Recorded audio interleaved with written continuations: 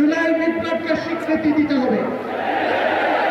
যারা জুলাই বিপ্লব মানবেন না তাদের জন্য 26 সালে কোনো নির্বাচন নাই।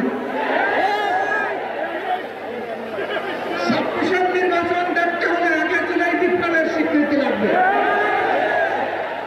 আর জুলাই বিপ্লবের স্বীকৃতি দিতে হলে জুলাই সনদের আইনি ভিত্তি দিতেই হবে। এই আইনি ভিত্তি ছাড়া কোন নির্বাচন অনুষ্ঠান হওয়ার কোন সম্ভাবনা নেই। কখন হবে আইনি ভিত্তির গুণাপত্র? এদেশের মুক্তিকামী মানুষের কথা একটাই, জাতীয় সংসদ নির্বাচনের আগে গণভোট অনুষ্ঠিত হতে হবে। গণভোটের ব্যাপারে সকল দল একমত, তাহলে তারিখ নিয়ে এই বায়নাবাজি কেন? একমত হয়ে যখন স্বাক্ষর করেছি সবাই, তখন গণভোট আগে হওয়াই হচ্ছে যুক্তিযুক্ত। এর মধ্য দিয়ে আইনি ভিত্তির কাটাতন তৈরি হবে ইনশাআল্লাহ, এবং এর ভিত্তিতেই আগামী জাতীয় সংসদের নির্বাচন অনুষ্ঠিত হবে। ওই নির্বাচন যখন অনুষ্ঠিত হবে তখন আর কোন সংশয় সন্দেহ থাকবে না। আমরা চাই আগামী ফেব্রুয়ারিতে রোজার আগেই জাতীয় সংসদ নির্বাচন অনুষ্ঠিত হোক। এইটা নিয়ে কেউ ধূম্রজাল সৃষ্টি করার পায়তারা চালাবেন না, ওদূর পিণ্ডি মুদির গায়ে ফেলবেন না। আমরা জাতীয় ঐক্যমত্য কমিশনে গিয়ে সকল দল আমাদের মতামত দিয়েছি।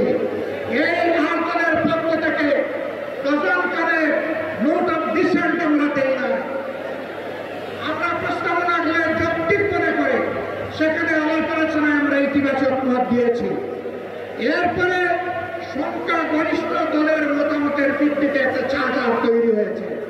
এটি হচ্ছে গণতন্ত্রের কথা, যে সংখ্যাগরিষ্ঠ যা বলবে বাকিরা তাই মেনে নেবে। কিন্তু আমরা দেখলাম না, কেউ কেউ তা মেনে নিতে রাজি নয়। জুলাই সনদেই যদি আপনি গণতন্ত্রের প্রতি শ্রদ্ধা না দেখান, জাতীয় নির্বাচনে আপনি শ্রদ্ধা দেখাবেন কিভাবে? এই জায়গায় আসতে হবে। সকল বায়না ভুলে যান, জুলাই শহীদের রক্তের প্রতি সম্মান দেখান। জুলাই যারা লড়াই করেছে মুখ টান করে, যারা পঙ্গহাত হয়ে এখন বুকে বুকে কষ্ট করছে, মেহরবানি করে তাদের বুকের ভাষা বোঝার চেষ্টা করুন। আমার ভাই আল্লামা মামুনুল হক সাহেব বলেছেন, লড়াই করে ফেসিবাদ বিদায় করেছি, লড়াই করে জনগণের দাবি আদায় করব। আমি স্পষ্ট ভাষায় বলতে চাই, কোন দলের নয়, জনতার বিজয় হবে ইনশাআল্লাহ। জনতা কি চায় কান পেতে শোনার চেষ্টা করো। যদি এই ভাষা বুঝতে ব্যস্ত হন, তাহলে নিজের পরিণতির জন্য যে বুঝতে ব্যর্থ হবেন তাকে তৈরি থাকতে হবে। আমরা কথা দিচ্ছি বাংলাদেশের জনগণকে, আমাদের সহযোদ্ধারা আমাদের হাতে এনে মুক্তির প্রাথমিক পরিবেশটা উপহার দিয়েছে। আমরা জনগণের মুক্তি আদায় করে ঘরে ফিরবো ইনশাআল্লাহ।